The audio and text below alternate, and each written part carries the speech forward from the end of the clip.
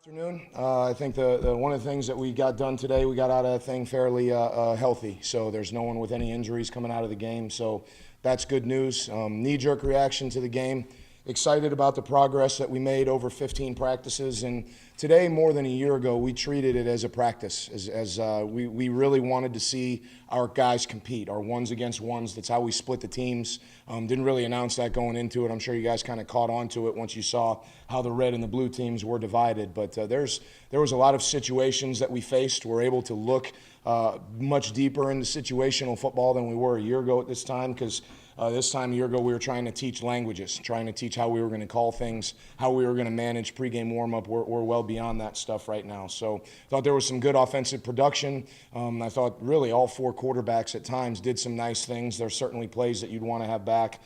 Still a handful of penalties, more in the first half that we need to eliminate. I believe I think I saw two false starts. There was a face mask on what would have been a really good tackle if he didn't reach at the last second. It was right in front of me. It was either DJ or Cravon. They were both in on the tackle. So want to eliminate that. There was a late hit by one of our new-coming walk-ons there at the end of the game. We'll coach him hard on that when we get to the film.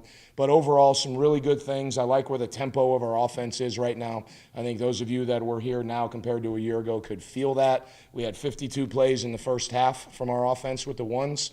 So that's closer to where we want to be while still controlling the clock, and it allows us to be more aggressive on really third and thinking ahead to fourth down. So a lot of things that we're excited about, but we have a long, long way to go. It was good to see some of our signees here at the game. Some of our out-of-state guys were here. So it's good to get them in the locker room and get them around their future teammates as we continue to build this roster here at Florida Atlantic. So with no other opening statements, I'll open it up for questions. What was the overall sense of just the first team offense with the production, given that that's the unit that has the most guys back from a year ago? Well, if you look at, just quick glance, in the first half, we had, 3 touchdowns, a field goal, and 2 punts. That's pretty good first half. And as you come out of the locker room in the second half, you're really starting to mix in. You're getting away from the true one unit a little bit. So when you look at the first 52 plays and how they were executing some of the tempos, I'm excited about it. And there was a couple kids that, we had with the twos that are actually ones at this point because I want them to finish strong academically this semester. So that played into some of what color jersey some of the kids are playing. But 3 touchdowns, a field goal, and 2 punts. You'll take that in a half anytime with as close to our true ones as we are right now. Was there anything concerning Jay Warren, or what was the reason? He could have played if this were a true game day. He would have gone. His hamstring was tight and sore, and right now at this point, we felt it'd be more advantageous to hold him out and get him to position where he has a great summer. Anybody else left out for injury reasons, precautions that we haven't really been? Yeah, we had the guys that had post-season operations. Those guys have been out for the majority of spring. A couple of them actually are pretty close to where they could have been active today. But those post-season op guys, we kept them out the majority of spring. Robert Ralph has been dealing with some groin things, which you guys knew about, and same with Raekwon Williams. So those guys, we've been holding out for a couple days, but nothing new beyond that. What kind of role do you see for Gaskins this year? He did some good things today. He did do, he had a couple, made misses out there in the open field that I'll be completely transparent with you. I had not seen him do since I've walked in the door. So it's funny. You go into a stadium and kind of turn the lights on into somewhat of a game-like atmosphere, and some kids wither and some kids, their light shines, and he did shine today. I feel like we've got good competition there with Jay and Buddy and Gaskins as well, and Trey Rodriguez probably opened some eyes for those that haven't seen us practice much today as well. He's a very talented young man. Just got to continue to see how he handles what all of college, being a college athlete is. You mentioned Trey's day.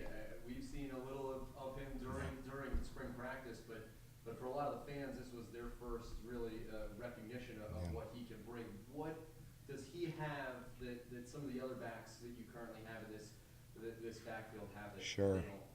Well, I think if you were to classify, which I think all of them have multiple talents, but if you took Buddy's a downhill power, run through arm tackle, get an extra couple yards through contact type of guy. Jay Warren is make a decision, he's going to get right downhill, similar to Buddy, but different, and he's probably a little bit quicker in the hole. You look at Trey, and I'm not going to say lucky, but he's got some of those qualities, the speed, the make you miss ability, and thought of getting him out in the open field, in various ways is exciting to us as he continues to grow. Looking at the graduation of Alex De Leon, who do you expect to Well, that's a great question because tight end really is a integral part of our offense.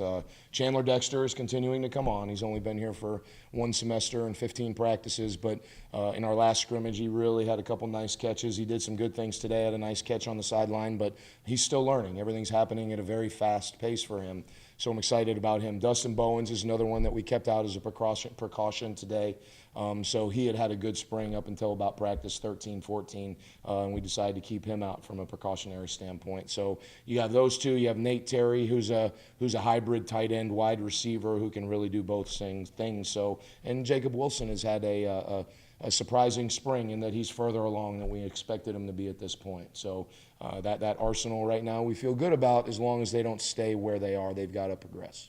Charlie, you mentioned this not being a practice like it was last year, a little more of a practice last year than this year. How far more along does that show where you are from coming in here to where you are now? Hard to translate. I'm not going to predict where we're at from a season standpoint, but if you're comparing apples to apples, we're in a different stratosphere. I mean, we're having conversations on the headsets that a year ago we were working on the semantics. Now we're making, all right, it's 3rd and 6 on 2. You're going to go for it, or those types of things that our kids are now more in tune to. Getting 4 yards on first down, getting half of it on second down, situational stuff that again a year ago we couldn't talk, and the kids were talking it today without us prodding it for them. So I'm excited about that piece of it. Linebacker has been probably the most question mark position Yeah. this spring. How would you assess Nate? You said earlier this was Yeah. a big opportunity for him. Yeah. How would you say he and the rest of the linebackers look for you? Hard today to answer that question without seeing the film, but there were some good examples. I know he had a nice physical tackle there on a key 3rd or 4th down. Can't remember whether it was 3rd or 4th, but it was for a stop. A couple days ago he had some really nice, what we call Tampa 2, some middle run-through drops where he made key pass breakups. So there's times where Nate is flashing. Still got to continue to get better, but I'll assess exactly how he did today once we get the film. Backup quarterback. Let me change subjects real quick. Sure. How about Daniel Parr? I mean, the kid's only been on campus a few months. He comes out, throws a couple impressive touchdowns today. Yeah. Is it a surprise to you at this point? No, honestly not. He's age-wise, he's still a high school senior. He's probably got prom in a couple weeks. He's very talented. He's very gifted. He's a competitor. He's shown all those qualities. So from that standpoint, I'm not surprised. I'd have been surprised if it wasn't that way. A couple weeks ago when we opened up the scrimmage to the public, he had a really nice day, kind of a eye-opening day. Where's this kid going to go? And then we put in 2-minute the following Tuesday, and he looked like a freshman again. So you have all those ups and downs, peaks and valleys that you're going to have with a young player. And as he continues to develop through the summer and fall practice, it'd be interesting to see how far he can take it. How important is his relationship with Quez, and what has that relationship been so far? Quez is fun to be around. I mean, I hear Quez joking with Daniel Parr in an appropriate way all the time. I mean, joking about ball security things and halfway making fun of him for it when he doesn't do it right. But their relationship has been positive the whole time. I think if it sets itself up where Daniel can be in position to learn from Quez and his experience, I think it'll be great for the Florida Atlantic Owls. Lester Thomas, someone who can easily move in after learning from a lot of veteran guys. Yes. You seem to be pretty impressive in the secondary today. Yeah, he's really overall had a very nice spring. For me, a bright spot. I think that he's another one that is further along than I would have expected at this point. He played a lot of safety the year before we got here. As we adjusted and moved through things, we felt like Damian and obviously, help me. Thank you. Damian and Christian were two guys that were set for safety, and we're excited about what Lester can do for us here moving forward, and I think Niesman is having a nice spring as well. What about offense, Coach? Other than Justin Stowshot, who are you expecting to step up at wide receiver too? Well, Caleb Woods, as he continues to mature as a person, is someone that has big play ability. It's just a consistency thing with him. Derek Moyse is going into his senior year, so if he can perform and prepare like a senior, then we're hoping that he has an exciting year. Nate Terry, while he's a tight end, we often flex him out. He's someone that can make some big plays, and we've got certainly some young guys coming as well. Cam Solomon is someone that's had a nice spring. I'm not ready to say he's going to do it yet, but is someone to keep an eye on. Is there a clear backup quarterback at this stage? There isn't. There truly isn't. Right now, if we were playing tomorrow, Quez is our starter. You have a battle for that second quarterback spot, and it's with all three of them, with Daniel, Jason Driscoll, and Greg. All three of them at times have looked really good, and there's times where you feel like they're not ready to be in that role. So let the competition rage on. Yeah. Yes, absolutely. How much has that passing game switched with the wide receivers that left after this past year and now having, a different style of receiver? We saw you go to a lot of screen passes today. Is that just being conservative in the spring game, or is that maybe a little more replicative of what we can expect? No, I think there was quite a few plays that we did not allow our offense to call today. But the biggest production that we're going to miss from a year ago is Lucky. And a lot of Lucky's production was ironically on screen. So it's always been a big part of our offense. It's a part of the run. I won't get too philosophical on you, but it's just triple option. The bubble is just pitch, guys. We're not reinventing the wheel. But that's where a lot of our production within the run game comes. As Jensen and Caleb and those guys continue to grow, we'll continue to develop our deep threats. Coach, I know it's been a tough 10 or 11 days for Mike, given what happened with his family and his Yes. father.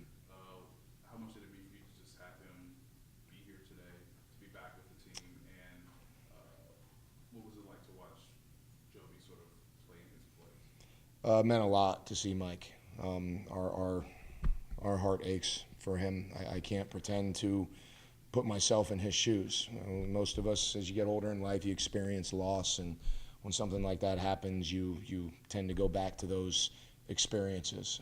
But I told Mike I don't need to. He heals in his own time frame. If he's ready to be with the team, I think it'd be good for you, but you don't have to be.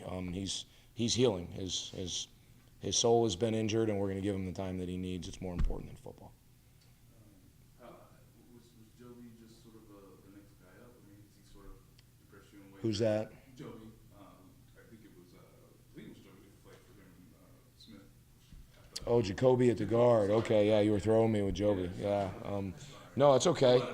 It's okay. I mean, right now you'd say our guards are four. We got four guys at guards. Dylan, who didn't practice this spring because of postseason operation. Mike Marseille, Antonio Woods, and Jacoby has had a nice spring. Jacoby's lost about 25 pounds, and he looks really good for it. Our guys, the nutrition, we're a year. You guys have heard me talk about nutrition till I'm blue in the face, but we're now a year into it, and we're starting to see the fruits of all that paying off. How about the offensive line in general? I thought they looked pretty good today. I mean, is that a strength of this team, you think? Well, yeah, I think, Nate, you've been out there most days. If you're going to give, at this point, a most improved position group, I think you'd have to go to the offensive line. Compared to a year ago, it's not even close. Now, again, we're not ready. We're not game ready by any stretch, but just comparing from now to a year ago, that's our most improved group, and credit has to go to obviously, Coach Miller, our strength coaches, the players for buying in. Kelly Parfit has come in and done a really, really nice job from the minute he stepped on campus until now, so I'm excited about what that unit can become. What did you think of the team's conditioning today? It's blazing hot outside today, so I'm pretty sure the players were.